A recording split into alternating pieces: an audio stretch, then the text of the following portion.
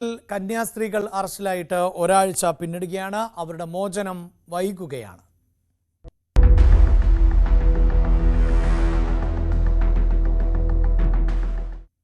കന്യാസ്ത്രീകളുടെ മോചനം വൈകുമ്പോൾ NIA കോടതി ഇന്ന് ജാമ്യഹർജി പരിഗണിച്ചിട്ടുണ്ട്. പക്ഷേ ഇന്ന് ഇതിൽ വാദമൊക്കെ നടന്നുവെങ്കിലും നാളെയാണ് വിധിയുണ്ടാകൂ. അതേസമയം ജാമ്യം നൽകുന്നതിനെ പ്രോസിക്യൂഷൻ സാങ്കേതികമായി എതിർക്കുക മാത്രമാണ് ചെയ്തത് എന്നാണ് അറിയാൻ സാധിക്കുന്നത്. ഈ വാർത്തയുടെ വിശദാംശങ്ങളുമായി VV വിനോദ് ചേരുന്നുണ്ട്. അതേസമയം മറ്റു ചില ഡെവലപ്മെന്റുകൾ കൂടി ഇന്ന് നടന്നിരുന്നു. അതിലേറ്റവും പ്രധാനം ഇവരുടെ അറസ്റ്റിൽ കേന്ദ്ര ആഭ്യന്തരമന്ത്രി അമിത്ഷായുമായി ഛത്തീസ്ഗഡ് മുഖ്യമന്ത്രി വിഷ്ണുദേവ് സായി ഇന്ന് കൂടിക്കാഴ്ച നടത്തിയിരുന്നു.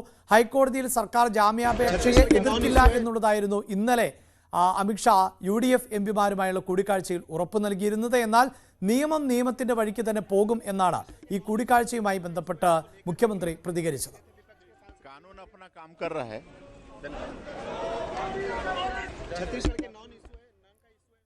ജാമ്യം വൈകിപ്പിക്കാനാണ് NIA കോടതിയിലേക്ക് കേസ് മാറ്റിയത് എന്നുള്ളതായിരുന്നു KC വേണുഗോപാലിന്റെ ആരോപണം. ഗുരുതരമായ ആരോപണങ്ങൾ തന്നെയാണ് ഇപ്പോഴും പ്രതിപക്ഷ നേതാക്കൾ ഉന്നയിച്ചുകൊണ്ടേ ഇരിക്കുന്നത്. അമിത്ഷായും കേന്ദ്ര നേതാക്കന്മാരും ഒക്കെ ഇതിനെ നാടകം കളിക്കുകയാണ്. പക്ഷെ അവർ ഇന്നലെ പറഞ്ഞു NIA കോടതിയിൽ നിന്ന് വിടും, ജാമ്യം കൊടുക്കുന്നു. ഇന്ന് NIAയുടെ അഭിഭാഷകൻ തന്നെ അത് എതിർത്തിരിക്കുകയാണ്. ഈ കേസിന്റെ ആദ്യം മുതൽ പരിശോധിച്ചാൽ നമുക്കറിയാം, നന്നായിട്ട് അറിയാം, ഇത് കൃത്യമായിട്ടുള്ള ഗൂഢാലോചനയാണ്. ഈ കന്യാസ്ത്രീ സമൂഹത്തെ മുഴുവൻ ഇന്ത്യയിലാകമാനം അപമാനിക്കാനും അവരെ ഒറ്റപ്പെടുത്താനും വേണ്ടിയിട്ടുള്ള ഗൂഢാലോചനയാണ്. ഇവർക്ക് ഒറ്റ ലക്ഷ്യമുള്ളൂ. ഇവരുടെ DNA വളരെ ക്ലിയർ ആണ്. ഇവരുടെ DNA ന്യൂനപക്ഷ വേട്ടയാണ്, ഇവരുടെ DNA ദളിത് വേട്ടയാണ്, ഇവരുടെ DNA പിന്നോക്കക്കാർക്കും പാവപ്പെട്ട ജനറൽ കാസ്റ്റുകാരായിട്ടുള്ള വേട്ടയാണ്. അതാണ് ഇവർ ചെയ്യുന്നത്. ഇവരെ നയിക്കുന്നത് മനുസ്മൃതിയാണ്. ഈ അറസ്റ്റിൽ യഥാർത്ഥത്തിൽ വെട്ടിലായിരിക്കുന്നത് സംസ്ഥാനത്തെ BJP ആണ്. BJP സംസ്ഥാന അധ്യക്ഷൻ രാജീവ് ചന്ദ്രശേഖർ തൃശൂർ അതിരൂപത ആസ്ഥാനത്തെത്തി ആർച്ച് ബിഷപ്പ് ആൻഡ്രൂസ് താഴത്തുമായി ഇന്ന് കൂടിക്കാഴ്ച നടത്തി.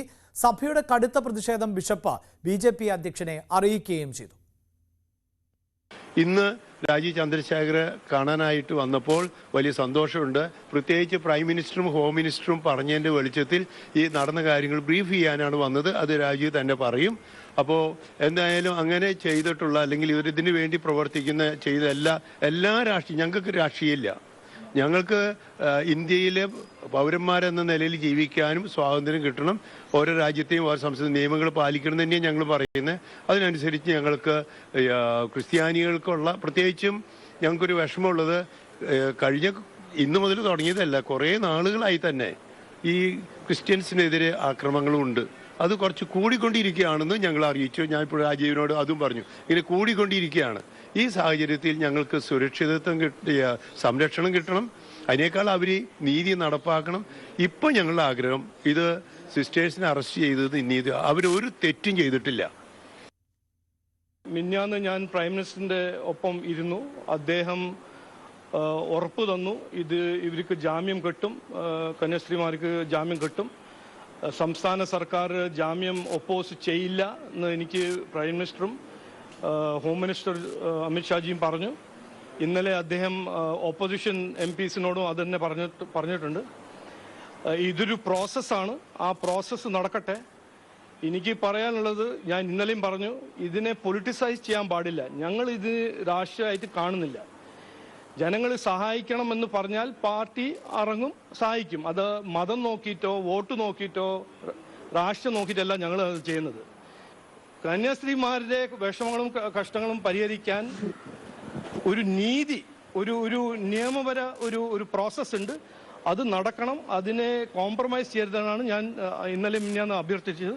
അത് മറ്റൊരു കേൾക്കുമെന്നാണ് ഞാൻ വിശ്വസിക്കുന്നത്.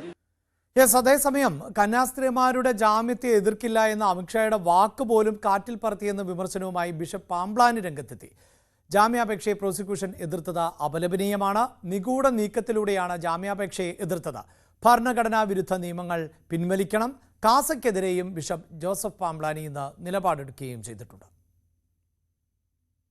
സിസ്റ്റേഴ്സിൻ്റെ ജാമ്യം ഇന്ന് നിഷേധിക്കപ്പെട്ടു എന്നുള്ളത് ഏറെ ദുഃഖകരമായ കാര്യമാണ്.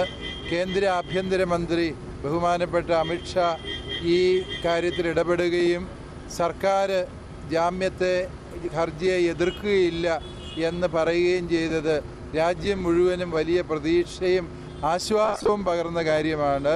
പക്ഷേ കേന്ദ്ര ആഭ്യന്തരമന്ത്രിയുടെ വാക്കുകളെ പോലും കാറ്റിൽ പറത്തിക്കൊണ്ട് സംസ്ഥാന സർക്കാർ വളരെ നിഗൂഢമായ നീക്കത്തിലൂടെ ഈ ജാമ്യഹർജിയെ എതിർത്തത് അങ്ങേയറ്റം ദുഃഖകരവും അപലപനീയവുമാണ്.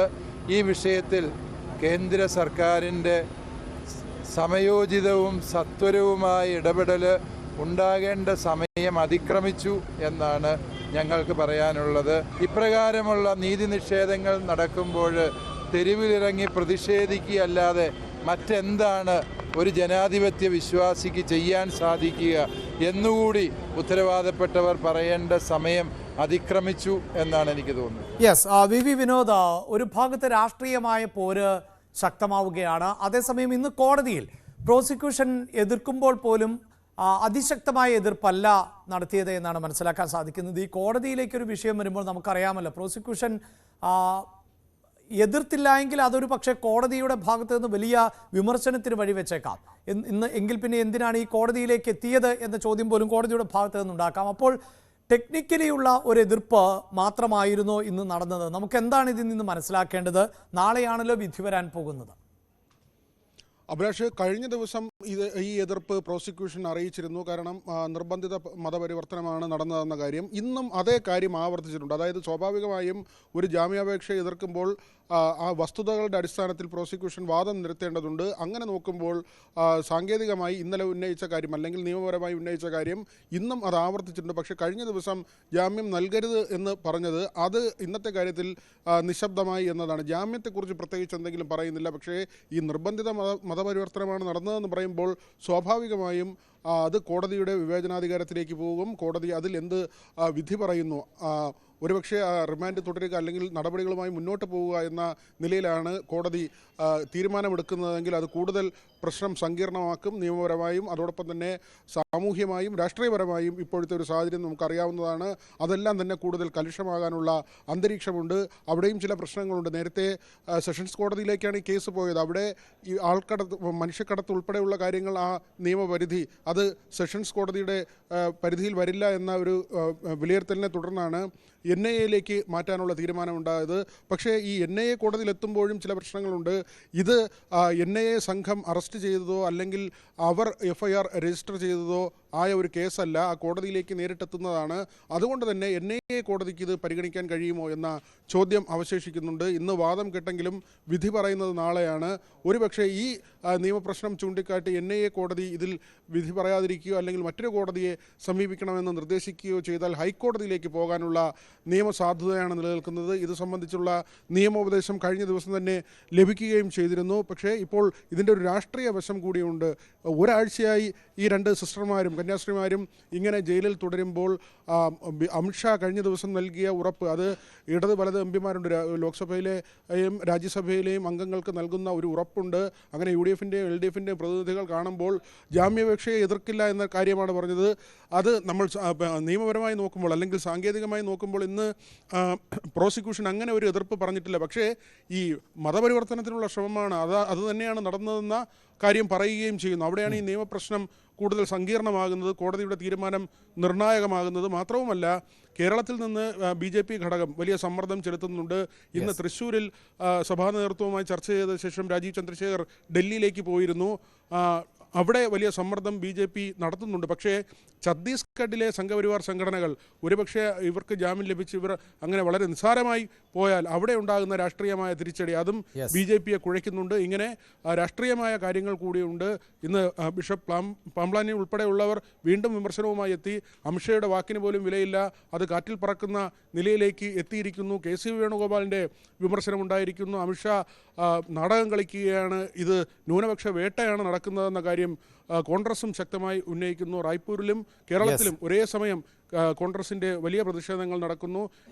CPM പ്രതിഷേധ സദസ്സുമായി മുന്നോട്ട് പോകാൻ തീരുമാനിച്ചിട്ടുമുണ്ട്. യെസ്, അതാണ് ഏറ്റവും പുതിയ സാഹചര്യം. വിനോദ് നൽകുന്നത് പോലെ ഒരു ഭാഗത്ത് അമിത്ഷാ തന്നെ പറയുന്നുണ്ട് ഇവർക്ക് ഇവരുടെ ജാമ്യത്തെ എതിർക്കില്ല, അവർക്ക് ഉടൻ തന്നെ പുറത്തിറങ്ങാൻ പറ്റുമെന്ന്. അത് പക്ഷേ പ്രതിനിധി സംഘത്തോടാണ്, പ്രത്യേകിച്ച് കേരളത്തിൽ നിന്നൊക്കെയുള്ള എംപിമാരോടാണ് ഇത്തരത്തിൽ പറയുന്നത്. പക്ഷേ അമിത്ഷായെ പോലെ ഒരു BJP നേതാവിന് അത് പരസ്യമായി പറയുക സാധ്യമല്ല. കാരണം വലിയ തോതിൽ വിമർശനം നേരിടേണ്ടി വരും.